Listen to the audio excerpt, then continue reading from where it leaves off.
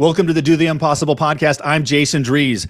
Jason Drees with Jason Drees Coaching. Don't forget to join me every Monday at 10 a.m. Central for my Monday Mindset Reset. It's a free mindset alignment call at 10 a.m. Central. You can go to mondaymindsetreset.com to sign up. So today I've got a friend, fellow Gobundance member, GoBro, fellow Austinite. He's a husband. He's a dad. A little bit ahead of me in the dadding, and his kids are a lot older than mine. Investor, serial entrepreneur. He's also does some really cool things with relationship coaching with his wife. And I'm excited to have you here today. Mike, how are you? I'm doing great, man. I'm happy to be here. I'm excited about it. Awesome. Right. So yeah, I'm excited to connect too. I know this call took a while to get live, but we're live now. So what should we talk about? Like, how can I help? What's going on? You know, one of the things that I've been pondering lately, and I think this is just, I don't know if it's just a me issue or whatever, but I think one of the challenges with success is like, I have options, and I've really struggled lately. You know, I've gone through a couple seasons in my life where I reinvented myself. You know, I built a pretty big business that I sold in 2014. And I often said that was the best and worst day of my life. And then I went through a season of really scaling a mobile home park fund. But I'm kind of in this, I don't know, I'm in this place right now where my kids are, you know, you'd kind of talked about this, but we're literally going to be empty nesters here in a month. My two boys are moved out. They both have serious relationships. One of them's engaged to get married, and my daughter's going to Ireland for 6 or 8 months. And I'm kind of at this, yeah, it's cool. But I'm at this point, Jason, where I feel like there's so many things I could do. I'm just like trying to really get clarity on what I should do and what I really want to do. Is this a good spot to be in? You know, I think it's a good spot to be in. I think we kind of all want to be here, but you know, I think back to when I first launched my first business, it was really clear, like nobody could have talked me out of it. I feel like that's almost easier when like you've got such a drive to do something than the season that I'm kind of in right now. Okay. So that's your scenario, your situation. Yeah. Thank you for sharing that. What would you like coaching on? Well, actually, maybe it's even deeper than that. Okay. There's a few things that I've been pondering this a lot lately. Like, I love the HVAC business, and I have like this kind of what I think could be the $1 billion idea. Okay. And I shouldn't say can't, but I have some things that I need to get cleared up with my mobile home park portfolio and all of that. But it's funny because somebody will ask me like, what are you working on? What are you passionate about? What are you spending your day doing? And it's really like the mobile home park stuff. But what I really want to talk about is launching like an HVAC business, or like mine and Kara's couples mastermind. So maybe that's like the bigger thing, is I feel like I've got like one leg in this world and one leg in another world. Okay. So that's your situation again. Yes. So what do I want coaching on? Yeah. So what do you want coaching on? How do you, I feel like I need to literally table the HVAC thing for 6 months, 12 months. How do you work through like leaving that? Because I'm like a go-getter, man. When I put my mind to something, I just go make it happen. But like, and I don't know that I've ever had to table something that I feel so passionate about. So how do I deal with that? Well, first I'm going to challenge you on why do you have to table it? I feel like that's a great question. I think in order to really plow forward in that, I think the amount of time and energy that it would take, I feel like the amount of time and energy that it would take away from what I'm working on wrapping up, you know, the mobile home park fund, which is probably going to take another 1 to 3 years. I don't want to detract from that. And I feel like, you know, finding an operating partner, finding a potential capital partner would take away from that. Finding a potential partner or a capital partner in your mobile home business would take away from your ability to run the HVAC direction? No, I think finding a capital partner on the HVAC, because if I was going to go fully after that right now, the only way that I feel like I could do that and not take away from what I'm currently working on at the mobile home park stuff is find a capital partner and find an operating partner. That's Okay. maybe a roadblock for me, but okay. If success was guaranteed, what would you do? I would do both. Okay. Yeah. Then do both. Okay. A lot of times we'll end up at this, like, we'll have great opportunities and we'll think it's a decision between right or left, or one or two. And when we really want both, and when we're not getting the answer, it's because you're supposed to do both.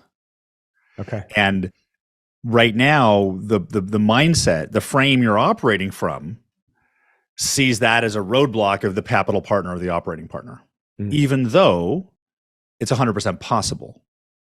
Yeah. With your resources, with your network, with your experience and your history, finding those partners is probably going to be not that difficult. Now, picking the right one may be a different story, but finding options to do that, there's probably quite a few people you could find to do that. Got it. Well, you could tell me, you could disagree with me, but that's my, you know, you're not a new entrepreneur. You're a successful entrepreneur. You're starting a new venture. There's lots of guys looking for stuff to do with money. Yeah. Yeah, for sure. And I would really push back if the HVAC stuff is really exciting. I would really challenge you on pausing on that. Yeah. Because those new opportunities have a window. Yeah. And if you wait 6 months, that window may be gone. Yeah. I even had a company under well, it wasn't completely under contract, but we were at contract stage. We'd been negotiating for a while. I walked away. I called the sellers, like, I don't know, 3 months ago. And I said, guys, I gotta walk away from this for a bit. I will be back. I understand if you have to move forward, but, I was just kind of feeling torn. But here's the crazy thing. It just in the last 3 days, like 3 different people have sent me, like Instagram videos of like big name people that are doing what I want to do. And they're like, hey, are you still doing this? And I'm like, why are you sending me this now? Like, I have it in my brain that I'm pausing for 6 months. And so it just keeps coming up. The HVAC. Yep. That's life telling you. Yeah. Who is a serial entrepreneur you look up to? Who's like badass? Probably Grant Cardone's business partner, Brandon Dawson. I really like what he's doing. Okay. By the way, they're buying HVAC companies. Interesting. Yeah. So if we said Brandon Dawson, if Brandon Dawson's brain went into your body and took over right now with these opportunities, what would he do? He'd keep going. He'd find the right people on both fronts, and he'd get the resources. He'd get the money. He'd do it. He'd do it all. Okay. Can you do it? Can you do it? Do you do it all too? I can do it all. Yeah. Yeah. Do you need permission? Maybe. Okay, if anybody asks, you have my permission. Thank you. Yeah. That's and you said something earlier too, like when you were saying, I have experience, and sometimes, and maybe this is part of the issue too, but I've had plenty of successes. I've had plenty of failures. And I feel like as I've gotten older, I feel like I've just maybe I'm a little bit more risk adverse and not so aggressive. And I don't know, maybe I've programmed myself that way. And also I think I'm coming out of a season where I didn't want to be busy. Like my kids were teenagers, and I'm not in that season anymore. So. Yeah. So caution thrown around that 5-letter word, older, because I'm near your age, right? Now you may have gotten comfortable, right? And you took a season where a lot of free times and cool, like, because how many cool trips have you taken with your family in the past year? Like tons. Yeah. So now it's different though, starting that excitement for another business, because early on the money was attached to it. And right now you already have money. So the money exciting part of it isn't as exciting. Mm-hmm. Well, it may not be. That's my hallucination. But it doesn't mean that it can't be. Yeah. Doesn't mean that you can't enjoy it just as much. Because I think even if you had $1 billion, you'd probably still find and do businesses. Yeah. Just like if I was a billionaire, I would still do coaching calls because it's what I do. And it's what I love to do. Would I take some breaks? Sure. Right. Yep. So what if right now you actually have the opportunity to do the HVAC business or opportunity without going through the headaches of an early entrepreneur? By you simply say, this is how much, this is stuff I do, this is what I don't do. Instead of doing everything from the beginning, you map this out so it sets it up how you want to be. Yep.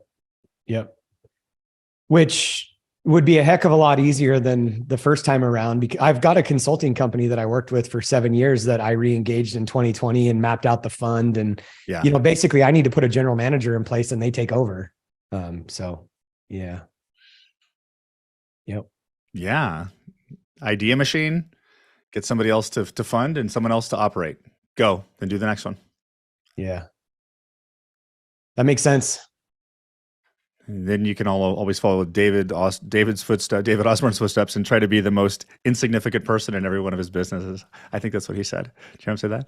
Yeah. There's a part of me actually that I think we might've even talked about this, but I think one of the things that made me successful from an early age was just the fact, I don't want to be needed, like not on a regular basis. Like I want to find value in my organization and I want to be present, but I don't want to have to be there. And that's been the way I've been since 24. Yeah. That's awesome. Yeah. So right now you've got the fund that's going. Cool. And you got people and you got life saying, go over here. What else is life throwing at you right now besides HVAC?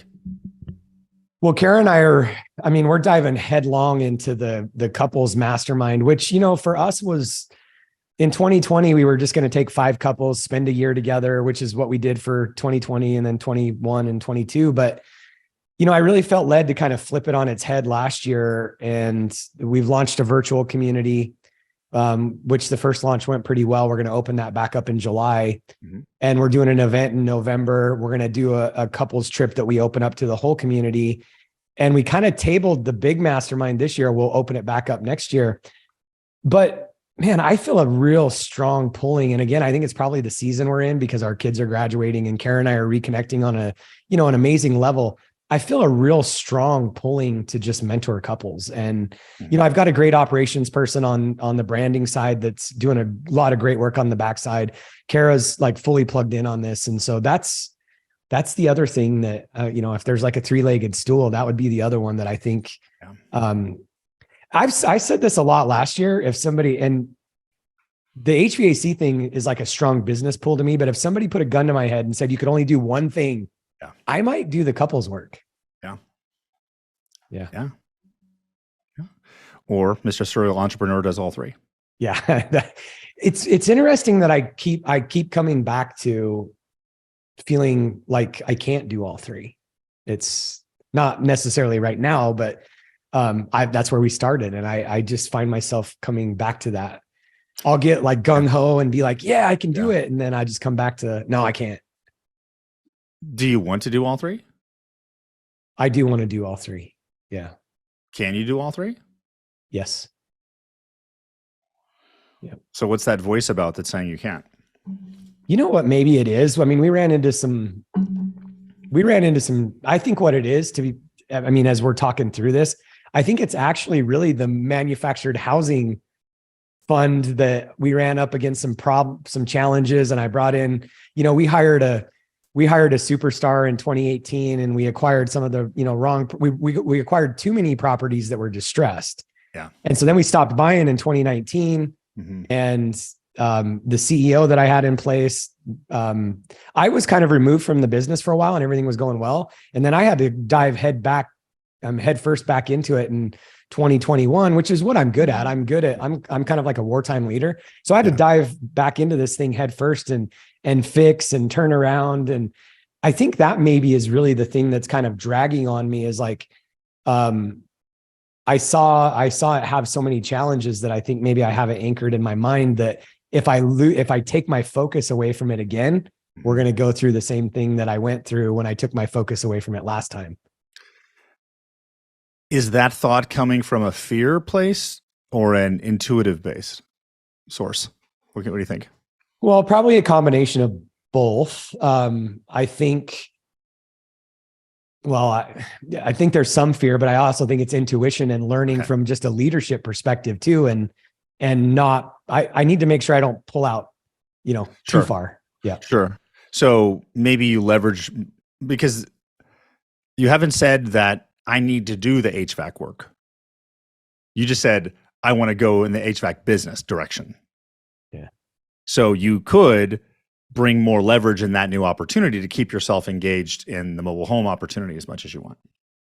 Yeah. And really the HVAC business is literally, I think, $1 billion business. We can talk about it at some point in time, but it's not, yes, it's buying HVAC companies, but I think I have some technology that we can utilize to disrupt. We have some efficiencies that we can use. I literally think it's $1 billion business. And so I've never built a $1 billion business, but the one thing I am pretty confident of is if I'm going to build $1 billion business, I need a lot of partners. I need a lot of minds. I need a lot of leverage. And so when I feel like I don't need to go in to build that business, I think it comes from a standpoint of when I do it, I know I don't want to get in the weeds, which is kind of what you said earlier. Yeah. I don't want to be running any one of those 50 or 60 companies. I want to stay at 30,000 feet. Okay. Yeah. Yeah. Sometimes the thought about the past opportunity is just a belief to outgrow. Sometimes it's a reminder to don't do it again. Sometimes it's intuition, and sometimes it's just a little, oh yeah, let's bring a little awareness into it. Yeah. You don't sound like you're out of alignment being reckless. So you sound very clear and very aware of what that business takes of you and what it needs of you. You could probably get more focused and you could probably get the time down and do the same amount of presence if you wanted to. But that awareness, I'm guessing that what we'll probably find in the future is that what's needed there is your energy and your presence. Doesn't mean the number of hours. Yeah.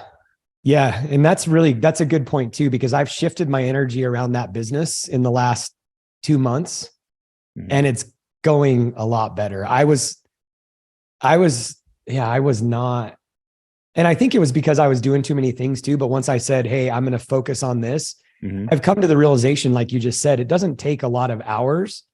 And again, I'm ready to work a lot more hours. I went through a lot of seasons where I'm like, I was a 4-hour entrepreneur. One of my mentors recently, I was just in Cabo with him and he didn't say this directly to me, but he said it to a small table. He said, some of your lifestyle businesses are probably really going to hinder your $1 billion ideas. And I was like, oh my gosh, like he doesn't even know that I have a $1 billion idea, but I built a lifestyle type business because of the season that I was in. So I think I'm fighting some of that too.